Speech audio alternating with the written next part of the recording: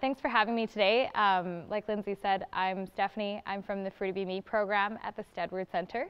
So we work with children and teens with disabilities in a physical activity capacity. So I'm really excited to have you guys here. Quick question, just so I know who's here. Who is kind of brand new to this? Okay. Who is kind of like the frontline staff? Okay. Who's kind of more the, what would I say, like supervisory role? Is there anybody outside of that box? No? You just everything? Who is a combo of everything?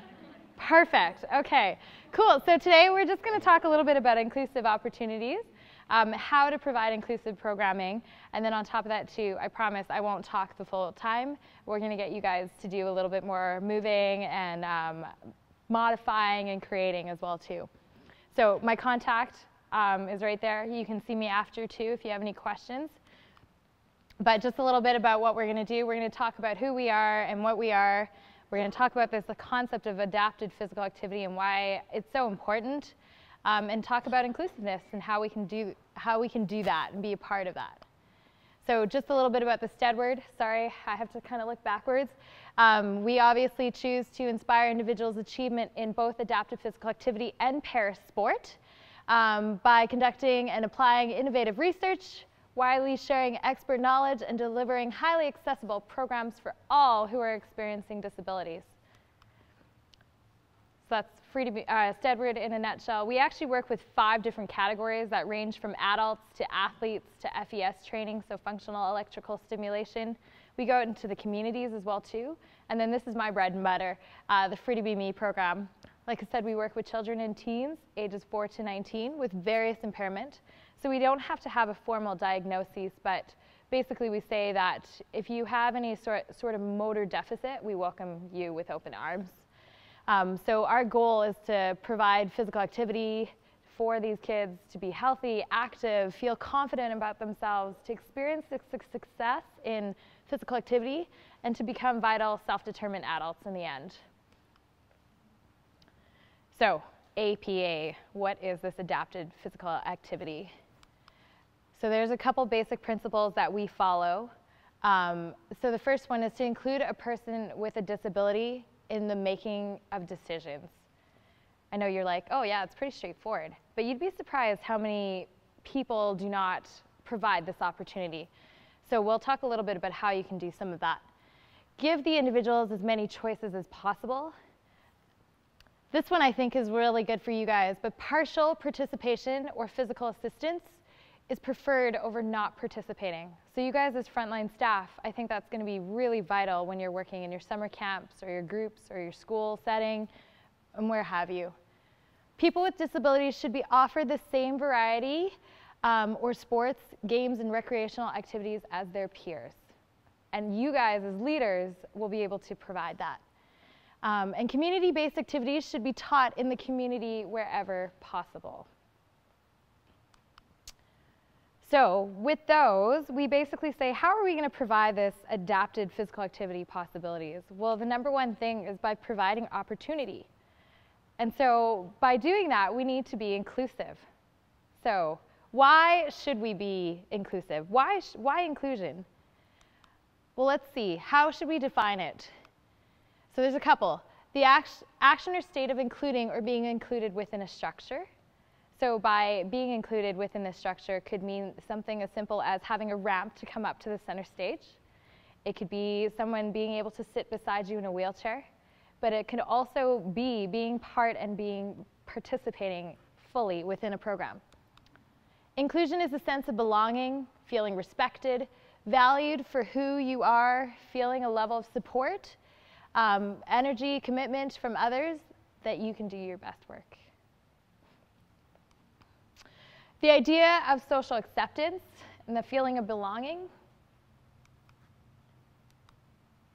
and that people with disabilities have the right to participate in decisions about their lives in a meaningful way to the greatest degree possible, and should be provided the skills and opportunities to make choices about their lives. Okay. So why not inclusion? If you guys get the opportunity, why should not everybody Why should everybody not get an opportunity as well too? Okay, so how are we going to be inclusive? I know this is like pretty fast and pretty quick, but the first thing is language is so powerful. What you say and how you say it can mean a multitude of different things. So I'm going to only use this word once, and I hate it, but we're going to think about this for a moment. Nobody has to raise their hands, but how many of you at some point in your time or in your life working with someone beside a friend had heard the word used, "That is so retarded"? Okay? How many of you in your minds have used that word at once or twice in your life? I won't lie to you, I've used it once or twice in my life. But now that I am smarter, hopefully, and more knowledgeable, I really have to think about that. And I like the idea, and I challenge you to think about what it is that you say and how you say it. Because what you don't know is that word, retarded. Oh, I said it twice. I only said I was going to say it once, didn't I? Actually can talk about someone in a negative connotation who has a learning disability, who has a cognitive disability. So think about what you say and how you say it. You want to try to put the person first. You never want to say, "Hey, you're a wheelchair user." No, you're Betty or you're Steph, right? Use the person first. Think about what you say, okay? And especially when you're working with young kids, they grab onto everything. My nephew grabs onto everything, and he's 2. The other day, he told me I had the hairiest arms he's ever seen. I actually don't have hairy arms, right? So think about things like that, okay? On top of that, too, it's really important to recognize disability as well, too. So it can cover a wide range of disabilities or ability levels, and to you guys, some are very obvious. They're the physicals, there are the pieces of equipment that they utilize to walk around, but they also can be hidden, and I think a lot of you guys know that. Like autism, for example, or developmental coordination delay, or a speech disability, right? So remember that not everything is visible, so don't put judgment on first. Recognize what's happening and recognize what you can do to assist. And then also, not everyone is born with an impairment, but some people are. Some people can be. So it's important to teach these youngsters and these kids that you can't catch a disability. You can maybe catch a cold, but you can't catch a disability, okay? And at any one point in time, someone will experience a disability, so to speak. So who's broken their arm before, or their leg, or their foot? Who's had surgery? Who's maybe had, I don't know, a migraine where they can't look outside in the sun and had to put shades on and stay in the dark? So just think of it that way as well, too. Everyone at some point in their lives will experience some sort of disability. And that's okay for us, so why is it not okay for them, right? So this is just a little comic that I think is really appropriate for what we're talking about when it comes to disability awareness and using language. So what do you prefer to be called? Handicapped, disabled, or physically challenged? Joe would be fine, okay? So on top of that, we talk about how we're going to provide programming for everybody. And so a big part of this as well, too, so not just the language and the disability awareness, is the instruction piece. So I'm going to kind of go through the 3 pieces of instruction that are so vital. And I guarantee you, if you remember these 3 in your head at all times and how you can utilize them, it'll make your world so much easier. So first things first, verbal. What you guys get to hear me do all the time. And it's really annoying after a while, just with me, because I'm really loud and obnoxious. So the first things first is to keep it really simple. Now, I have a philosophy where we start from top down. So you do want to talk to people like you're having an everyday conversation. And if you're finding that it's not working, that's when you want to keep it simple. So remember that dignity aspect, okay? So you don't want to go up to someone and be like, "Hi, I'm Steph. What's your name?" "I'm Giselle." "Hi, Giselle. How are you today?" "Good, thank you." Doesn't work, right? No, it's kind of ridiculous. So think about how you're doing that. You can talk to someone on an everyday level and say, hi, how are you? Let's go play ball. And if you're finding that they're not really able to comprehend that, or they need a little bit of time and they're still kind of like, I don't know what you want, then you can say, let's go play ball. Let's go outside, and things like that. So keep it really simple with what you want. Those tasks that you want them to do, break it down. Use the 3 or 4 words maximum. Or you can use things like first then statements. First, bathroom, then basketball. Things like that, okay? And then, like I said, when you break it down, if you're trying to teach a specific step like soccer, you would say something like left foot first, right foot kick. So break them down into little steps. The second thing is processing time. So how many of you have worked with kids with autism? So you notice that have you guys ever noticed that a lot of the times they don't necessarily give you full eye contact? They're maybe looking away. Maybe it takes them a good couple seconds before they actually go and do what you ask them to do. That's okay. That's processing time. And you want to give them that time. All kids should have a little bit of time to be able to kind of gather what you're saying. Maybe they need to stim slightly, and then they'll go on, right? So give some processing time. Be specific with what you want. So if you would like them to go clean up the toys, then say, let's clean up the toys. If you want them to move from one activity to a next, so following the transition, tell them what's happening. So all done activity, let's go to the next one. Let's go to basketball, things like that. This one's a really fun one. My practicum students always naturally forget this. Do you want to go play basketball? No. What do you say? What do you do? You're like, okay, basketball, let's go, right? So just think of it that way too. Try not to form what you want, your statement pieces, in the form of a question. And I guarantee you that will also change the game as well too. Okay, so no. Should we go try something new? If you get a no, guess what? You got a no. So usually I get caught with that sometimes, but my trick is usually going, okay, let's go. And I'll grab their hands and we'll walk off together. Find relatable cues.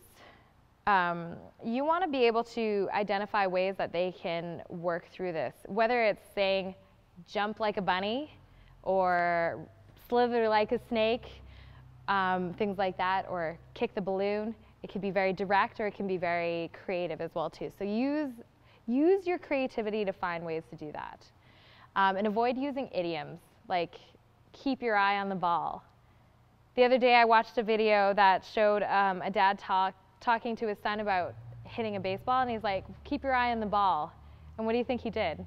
He literally stopped and put his eye on the ball. So they take things literally. It's raining cats and dogs. Break a leg. Things like that, okay? Visual. There are so many ways to do this, but visual instruction is so important. It can be something as simple as showing them and demonstrating by kicking a ball. It can be somewhere where you can do partial demonstration where you're touching your foot to where they want to go, or it can be a gestural prompt. You can put something like this on the floor where they can stand on, 2 feet on the green, right? There's so many different ways that you can do that, but visual cueing and visual instruction is one of your biggest things. So I'm not going to tell you guys how to play Skittles without showing you how to play Skittles first, right? It's a pretty complicated game. So think about that. Visual instruction. Now there's a couple different ways you can do that as well too. You can have a board or a little cutout of pictures that show you exactly what you want step by step. So remember how I said do the step-by-step motion? It can be a visual cue as well too, okay? Talking about you want to put the ball on here. You want to hold the bat with 2 hands. You want to swing and you want to follow through. And you want to run to first base. There's also little visual boards that you can give them, like a first, then next statement, which tells you this is what we're going to do first. Then we're going to go to warm-up games, and then we're going to work on skill, okay? Or you can have sort of like a token board on the top right where each time they complete something, they get a little token, a superhero. How fitting for this day. And every time they finish their board, they get to go to their prize or whatever their strategy is. It could be home, it could be a lunch break, it could be a high five with mom, things like that. Or for a lot of kids who need a little bit more of that understanding of what's happening in their days, have a picture board ready that just shows them what activities is going on. So whether that be you're working out, or you're going to go outside, or you're going to play water games. You know, it doesn't have to be super specific, but if you tell them exactly where you're going, that might help. And obviously, I showed you some of these guys. These are great as well, too, especially when you're trying to teach specific skills, hand placement. For those of you who work with special needs in like a camp setting, these are amazing. Puts them into perspective, like as to where you want them to stand, where they should sit, things like that. So if they have a designated color, that could be their home base, their break space, things like that, okay? And last but not least, physical manipulation or physical instruction. So there's a couple different ways that you can do this. You can do full physical manipulation where, can I borrow you again? Do you mind? Do you want to be my partner up here? So you can do something as simple as saying, okay, we're going to use this hand to throw, and she's just going to put her hand up. You can use something that's a little bit more where you're going through the motion. So maybe you're swinging her through. Or if you really want her to go through a full motion of stepping, then maybe you're holding on to her, taking her left step forward, her arm goes up high, and then she's throwing. Sorry, I catch you with your cape. Okay? So it can be as minimal as guidance, or you can go through the full motion. Thank you. However, there's a difference between physically instructing and manipulating versus pulling. So if I went up to you right now, sorry, I'm going to do this right now, and I was like, come on, let's go. How do you think that looks? How do you think that feels? Okay, on top of that too, sorry. Okay. There's also this, remember? This I hate. If I ever see you do this, I'm going to come up to you and do the exact same thing to you, okay? So, sorry, thank you, Alex. So think about the dignity portion of it. How are you holding on to somebody? But just recognize sometimes there is a need to be able to hold and fully physically manipulate. So whether it's under the armpits, whether it's by the arms, whether it's with the hands, things like that. However, you also want to make sure that they know what's happening. So not all kids can answer you with a yes or no. And sometimes you're going to get a no if you ask them if you can touch them. But remember, ask permission before you go, or let them know that you're going to assist them and see what happens, okay? Most oftentimes, if they don't want you to touch them, they're going to tell you no. So don't do it, okay? Or just say, try it different. Those 3 different methods, show a visual, and then be like, okay, can we try this one part, and go from there, okay? So those are the 3 ways to instruct. And I promise you, like I said, if you keep those in mind, every time you do a program, every time you work in a summer camp, every time you work with kids, they're going to be your huge helpful tools to be able to provide that opportunity. So on top of that, there's this big portion where behavioral prevention is a huge piece. So here's some tips when it comes to behavioral prevention. And I know it's not black and white, and I know this isn't going to be your be-all, end-all. You have to find strategies on your own that'll make it work. So whatever you do, don't be afraid to try different things, okay? So number 1 is prevention is key. That means knowing and recognizing when something is about to happen or prior to. So if a child comes in and you know they're fully agitated and they're really upset, sorry, frog in my throat, you want to recognize that and acknowledge it, right? So maybe you prep a space where they can take a timeout. Maybe you let them know if they need a timeout, not a timeout, sorry, a break time, they can go for a drink and things like that. So prevention is so key. Talk to families, talk to parents, talk to your group setting, and just recognize if something is maybe bound to happen, or if you know someone has a particular behavior, what can you do to kind of alleviate that, or what can you do to kind of help with that? Outline your rules. Be firm and consistent. So again, not black and white all the time. sometimes you do have to sway a little bit, but when it comes to your hard, fast rules like no hitting, no swearing, things like that, you want to be able to hold true to that, okay? So on top of that as well too, when it comes to being firm, your tone is going to be your best friend. So not everyone's going to have an obnoxious loud voice like I do, but saying, okay, I don't think you should do that anymore, is different than saying, it's time to stop now, okay? So think about your tone when you're talking. Be very firm. Be consistent with what you're doing, okay? If you do a 3 strikes rule and there's a timeout to it, stick with it. And every time you do it, I guarantee you, each time it gets better and better and better, and they start to learn there's a difference between being able to play and having a timeout, okay? Use your communication tools. So the 3 different ways to instruct, I showed you a couple of different things with those visuals. The transition pieces can be really difficult for a lot of kids, which means that using visuals or using a picture schedule or even writing it out on a piece of paper and showing them what's happening can be so beneficial. And like I said, try different methods, because some kids might not like visuals, but some kids might really like just looking at a piece of paper that has all these listed down there, okay? Transitions, which I've basically kind of alluded to a couple times, but the in-betweens, what are you going to do in between that helps you to set them up? So the more unknown it is, the more maybe anxious they get, the more unsure of what's happening. So for example, we're going to transition into a game, but guess what? I took the time to set up the equipment on the floor, which means you won't stand there for about 10 minutes not sure what to do. So where are you going to go? Is your equipment set up? Are you telling them all what's happening? Do you have a break time in between just to kind of help with the setup time? Things like that. So standing around time is really not the greatest, so kind of focus on that as well too. Well, I'm telling you to focus on everything actually, but motivators and rewards. So I don't know about you guys, but I was really excited to dress up in my superhero costume today, but that's a great reward. Stickers are a great reward. High fives at the end of it are great rewards. So find something that works, and whether that is playing one of the group's favorite games if everybody does really well, or they get to go on their one piece of equipment at the end of their program when they do really well. Stay true to that, but then also remember to allow for time to do that reward, okay? So doing it next day isn't necessarily a good thing.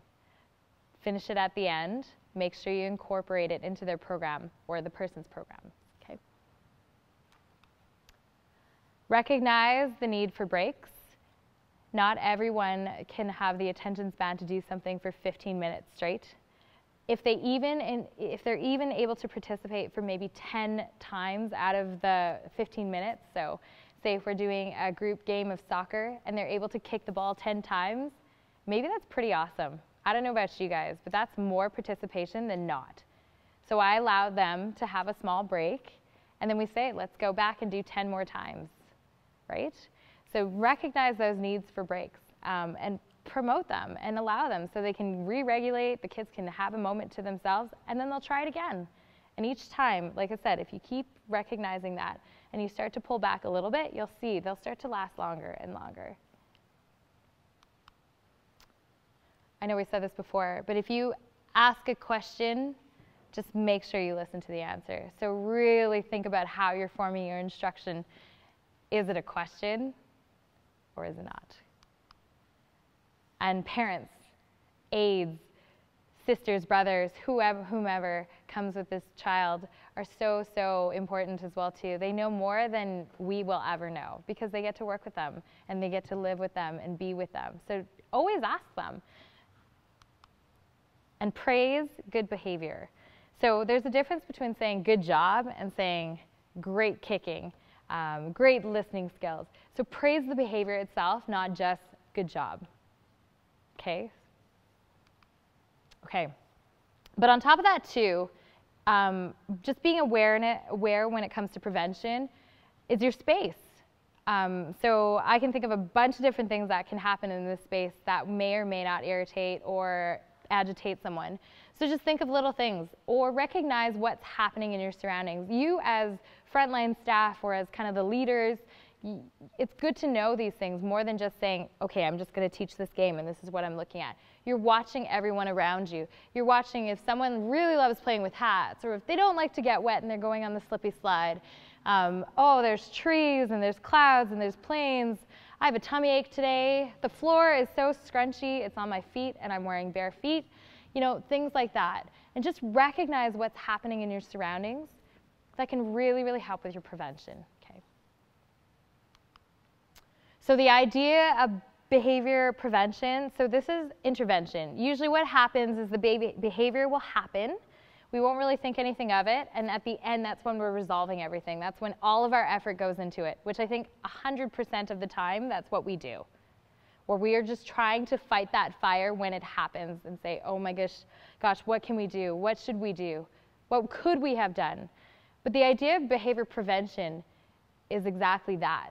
You want to prevent and you want to put all your effort into prior to this behavior. So again, recognizing your surroundings, having strategies in case someone melts down, having breaks incorporated into it, having your visual boards, speaking in simple statements, allowing for prep time, allowing for time for them to take in all the information and go through. And then then by being able to do that, then after, when you focus on the behavior at the end, there's less of your effort because then you're just working with them to continue on, okay? So the last thing is being able to modify games and recognizing the need for modifying games. So it's very simple, and it doesn't have to mean that your game changes completely, 100%. It's just the small little bits that you do inside of it that can make a game so successful, even if it is a game of basketball. So here are some ways to modify activities. So the first one is rule modifications. So you can change the boundaries of the game. You can change how long you work for them. You can change the direction of what you're doing. You can do the speed or the time. You can do your instructional modifications. So again, your 3 different styles of teaching, your visual, your verbal, your physical. There's those teaching styles. What type of feedback are you guys giving them? Are you giving them any feedback at all? What's your goal of your game, right? Are you demonstrating? Are you providing assistance? There's a difference as well too when you're trying to teach a skill. Are you going to stand really close to someone and say, okay, we're going to teach a basketball skill now? No, right? Find your distance that's comfortable for both of you guys. We all have personal bubbles. Some of us like it closer. Some of us like it further. So think about that. And think about your participant as well too. What works for them? Remember how I said to be creative with how they like to learn? Well, learn. Figure out what they want. You can also do environmental modifications, so the size and weight of different things. Is your game planned or unstructured?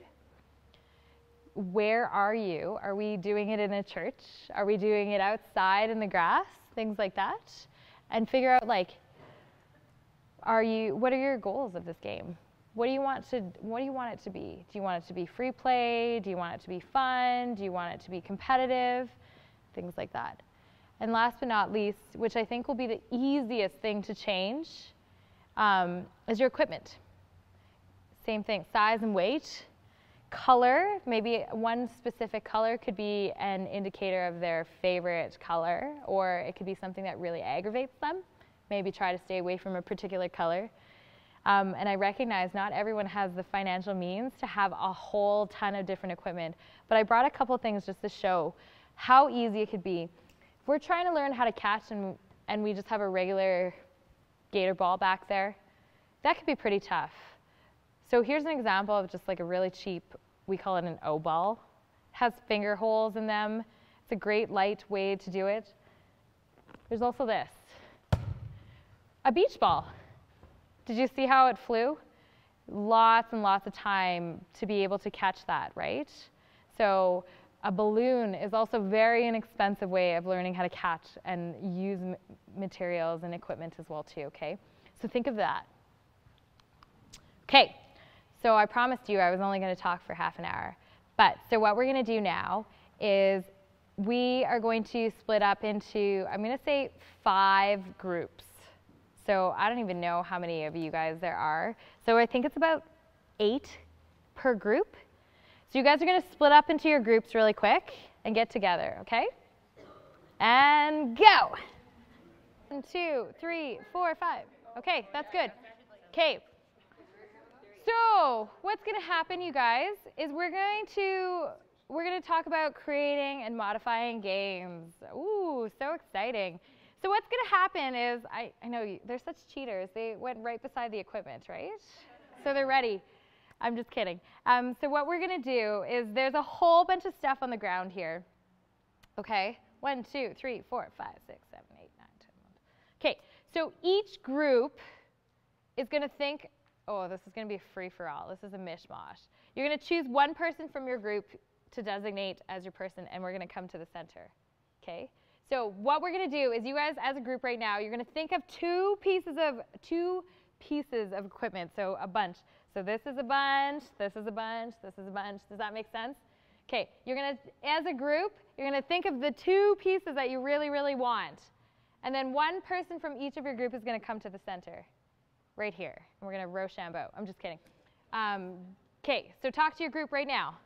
So we have scooters, baskets, frogs, plungers, balls, feet, frisbees, bowling pins. Okay, everybody come to the center, one person. Nice.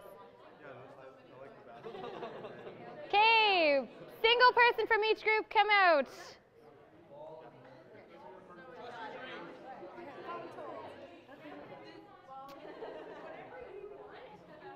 Okay. Do we have all our groups? Okay, you guys are gonna come into a circle. We're gonna play the game black and white. Does that make sense? Remember black. So we'll go say white is this, black is that.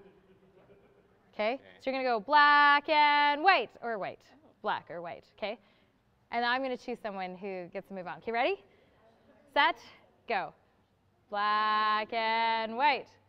I'm probably just dating myself because I'm really old. Hey. Okay. So you 2 get to choose your first piece of equipment, and you can fight for it. And I'm giving you 3 seconds. 3, 2, 1. Okay, you guys go grab your second piece, or your first piece. So grab your multiples. You can't grab the same balls, you guys. That's one grouping. Grab both. Grab everything. Yeah. So if you grab the spots, you grab all the spots. If you grab the spots, you grab all the spots. Okay. Okay. Okay, bring it back to your group. Someone else come back.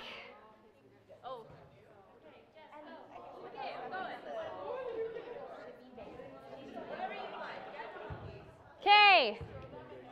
New person from your group. Come on, you guys, share the wealth. Okay. So the next thing you're going to do is we're going to play Cowboy, Bear, Ninja. And whoever does the same one as me gets to go first. Does that sound good? Okay, so this is Cowboy. Pew, pew. This is Bear. And this is Ninja. Yeah. Okay. We're going to go Cowboy, Bear, Ninja, and then we're going to show it off. And whoever has the same one as me is cool. Okay? Cowboy, Bear, Ninja. Oh my gosh. What? Okay, one more time. Cowboy, Bear, Ninja. Yeah. Okay, all the bears. You get to go. You get 3 seconds, and these guys are running for it. 3, 2, 1, go. Jesus. This is a hot mess. Okay. Okay. Okay, you have one last chance. There's a couple more things. Each group, get one person. The race is on. Whenever you're ready, go grab one more thing. Go!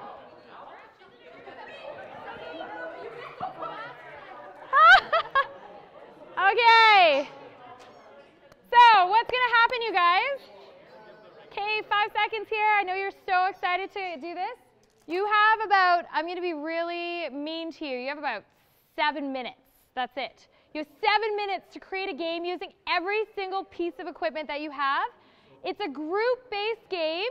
You can use whatever age range that you want. Okay? 7 minutes to create a game. You have to demo this to the rest of us. So make sure you kind of know what's happening. Okay? Okay, get started.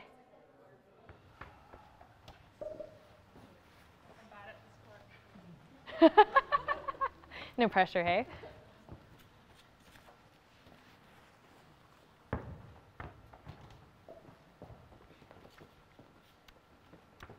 Thank you, guys. Awesome.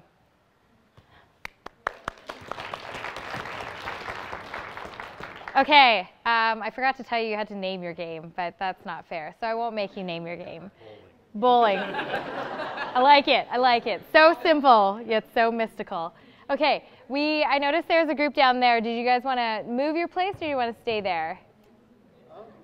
Why don't we move it? So what we'll do is, do you guys want to grab your stuff and throw it off to the side? And then you guys at back there, you can come over to this side. And then we'll slowly move down. So we don't have a name for the game, but essentially the goal is we have 2 teams, so it's kind of like a relay race. And they have to work together in twos to use the plunger to pick up the beanbag and drop it in their basket and run back or walk back to pass off to the next 2 teammates on your team. So I guess we'll demonstrate. Okay. Somebody say go. Go! Wow. Excellent. Wow, that's some good cheering. Good job, teammates. Good job. Awesome.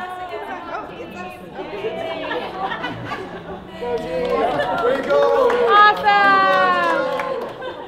Thank you, guys.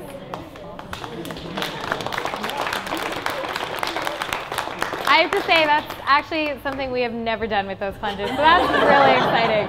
That's pretty cool. Okay, so our game is kind of a target toss working on underhand throwing. So they have to stand beside the frisbee and then that's their target. So a few different modifications and changes to it. So simple game, they're just gonna throw and try to hit the target. As long as they hit it.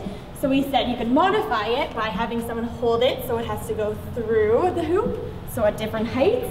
And then with these, we said a lot of people probably would grab them this way and want to throw it this way. But to give more instruction and give more structure to the game, you could tell them that you want to hold the hard part of the ball thing and you want to drag the material on the ground. So it gives them a lot more of that visual that they want to grab the hard part and drag it and then throw. Because a lot of kids want to just naturally overhand, so really working on that underhand. So this can be your first station, and then you can go different variations so they can be farther apart and they can get better and better. And also to modify it, if they would like to make it a little more active, you could have them like bunny hop to the next station and then bear walk to the next one. So yeah, that's our game. Did you want to demonstrate a couple of those for us? Yeah.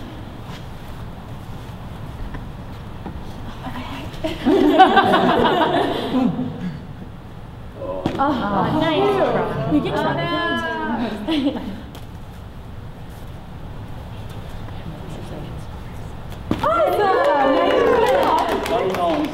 Awesome. Thank you, guys.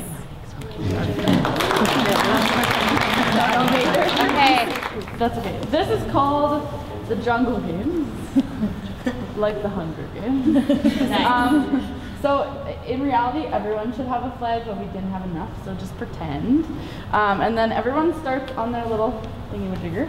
And basically your goal is to get as many of the animals back to your plate as you can.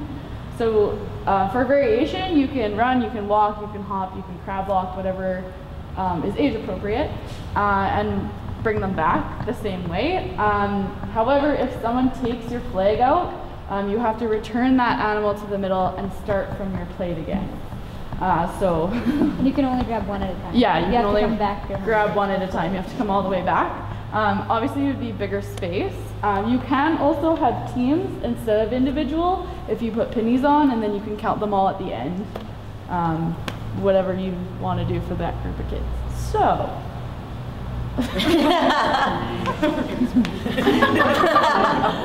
Go. 5, 4, 3, 2, 1, go.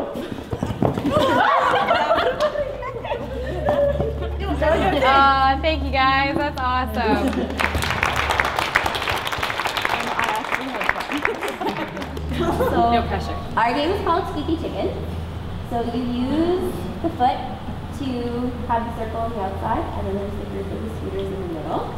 And it works on a couple of different skills. We went just for color recognition, and you can play it a couple of different ways, but the first way to play it, and it makes so much more sense when you watch it, the scooters are going to be the collars. So all of our manipulatives have a different color, and somebody is going on a scooter is going to call out a color. Orange. So the person with the orange manipulative has to throw it to them, and they have to throw it back, and once they receive it, they have to move to a different spot. And it's going to be happening all at the same time, and everyone on the scooter is moving. So we want to play a real round with the scooters as the collars. Blue. 1, 2, 3, go. Red. Purple. Yellow. Green. Purple. Yellow. Red. Blue. Purple. Orange. Green. You can also play this as the squeaky chickens are the callers, so they're going to call whatever scooter color we have. So they're going to call to us and then move. So she might say blue, so I'm ready to catch. Yellow.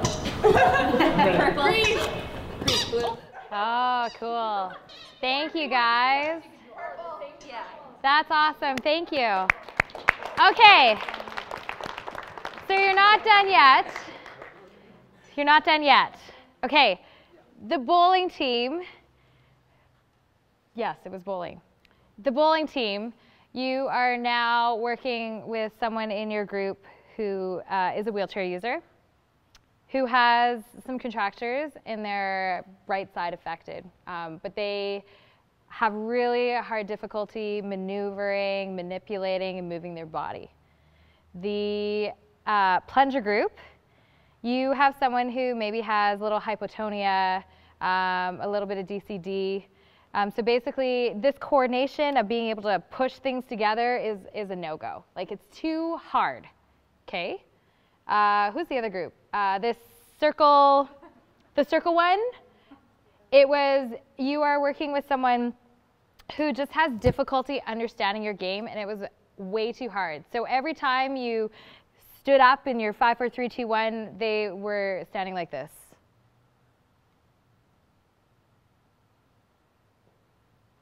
Yeah. Okay.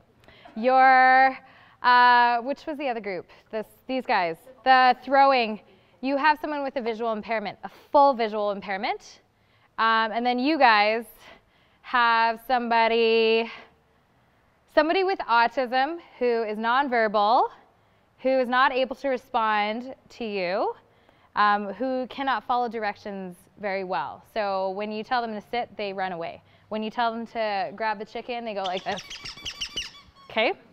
When you tell them to move around, they kind of just move around. They listen to you in that way, but they don't really listen. So here's the cool thing. You have less than 1 minute in your groups to think of a modification. Go. All right, and freeze. Okay, so now is your chance to listen to everybody else. So we're going to go, I'm going to be so sneaky. So you're just going to talk about it. And then, so what I really want is if you guys think of any ideas as well, too, to say. Because everybody has a different way of doing things. And sometimes it's nice to see how everybody else does it. So we're going to go to you guys. So talk about it. And how would you modify it? How would you change it? What would you have done? Since this person is non-verbal, we're seeing maybe more color-wise. So if we say, hey, you're going to hold a blue chicken and you're going to pass only to the blue scooter.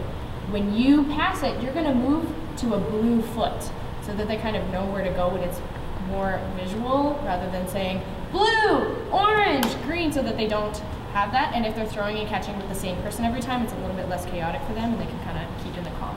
And starting just with going back and forth a bit until we know that they can actually move and they actually get the content. Cool. Anybody have any other suggestions as well too? I'd say break it down to like one at a time, just so there's not all that other extra stimulus going on at once. Absolutely. Would you, so breaking it down as well too is something that I would totally agree. And I think you mentioned it right at the very end, Megan. But Would you break down the entire game itself? Would you just break it down for them? What would you have done? What would you guys do? What do you think? For an autistic person, that would just be too much going on at once anyway, and they may have to just watch, or it would be one toss at a time, so they don't get overwhelmed. You could also put them, so we're in the circle starting outside the circle so that it's still inclusive, there's not just watching, and then you see how if it is able to progress. If they are able, then they can come in, but that way they're still included, but it's just adapted. Again, with prevention, you're seeing if they're okay with it first, and then kind of integrating them more and more into the game. Cool. I would agree. I would say you don't necessarily have to break down the entire game where everybody in the group is like, you only can throw now, or you can only throw to a specific one. But having them do a specific task within it, and I would say too, depending on their ability to comprehend, maybe shorten your statements a little bit more. You stand on blue, blue passes to blue, and you're standing there going, pass to me, you know, things like that. So you don't have to break down this entire game itself. It's a pretty crazy game though, I have to say.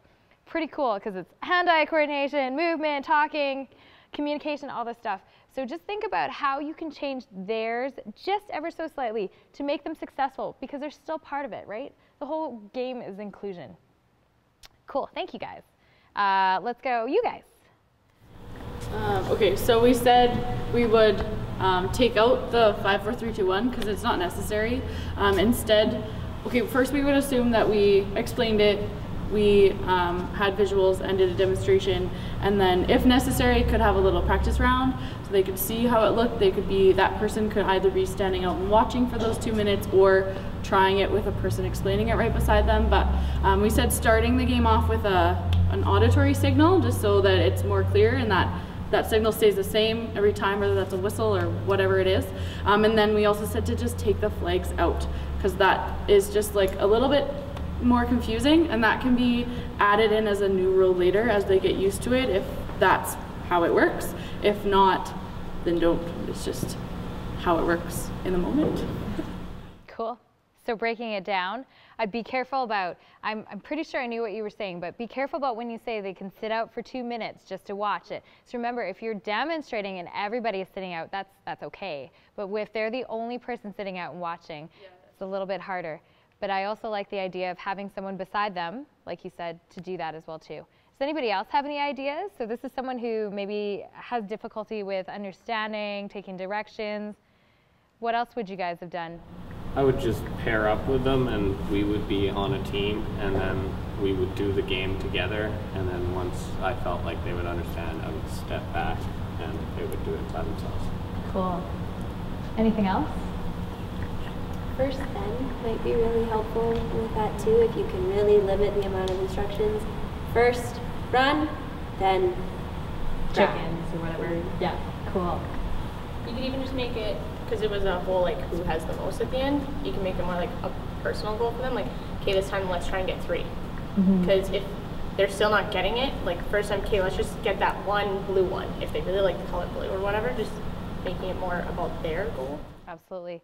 You can also change the shape in the format, right? So rather than a giant circle where everyone looks like you can see what everyone's getting, do it a relay style. Maybe put it in a team-based instead of a singular goal, right? So in things like that, pair everybody up. So remember, you can change it in so many different ways. Awesome, thank you. Okay, we're running out of time, but we'll be really quick. We'll go these guys right here. Okay. So we had they were completely blind, so we would guide them with audio and with like guiding them to the specific hoop. So we'd walk them to the hoop, they would know where the hoop was, and then we'd have somebody stand with the hoop and they would be making an audio signal.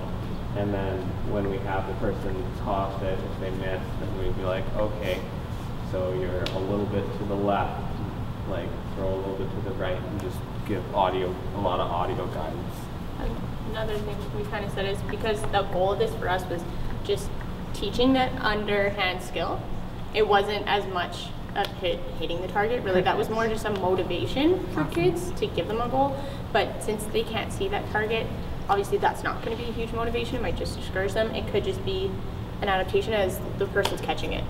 So it's just because we're trying to teach them that underhand skill, so it was more just catching it. You could take out the hoop altogether if that's discouraging them too much. Perfect. Awesome.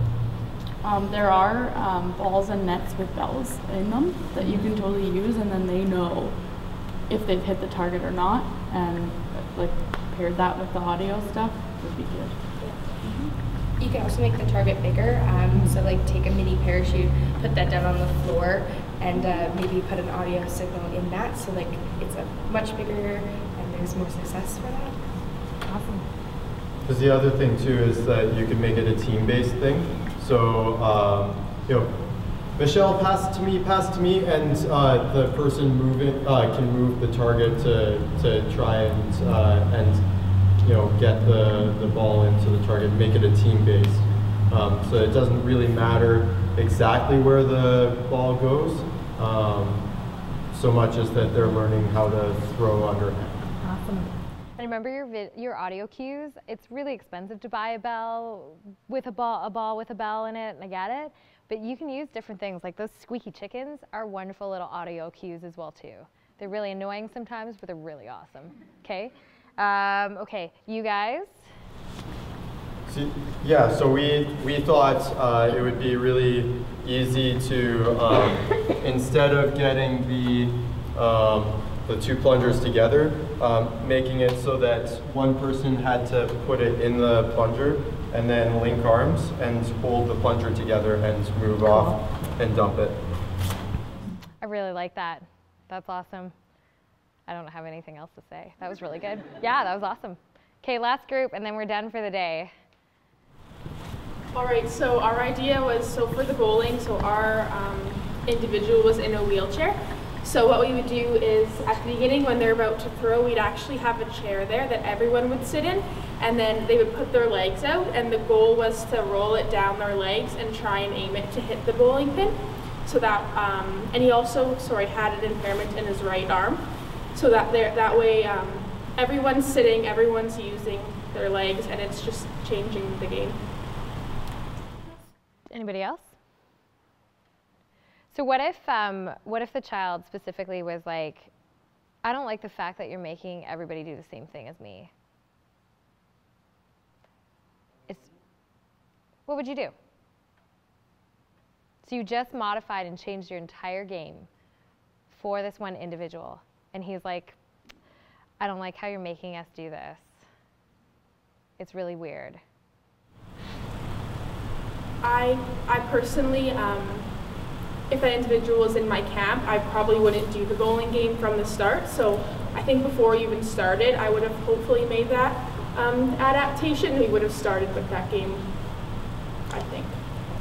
Or do you have to, I don't even think you don't have to necessarily modify. It's kind of a do what works for you. So if he's comfortable with rolling it down, or if someone else wants to roll it or throw it, the options that you can give, it's not limited, but you can still have a little bit of autonomy in your motions. Perfect. I still say the only adaptation you really need to make is that they just don't have to go and back catch at the end. Yeah.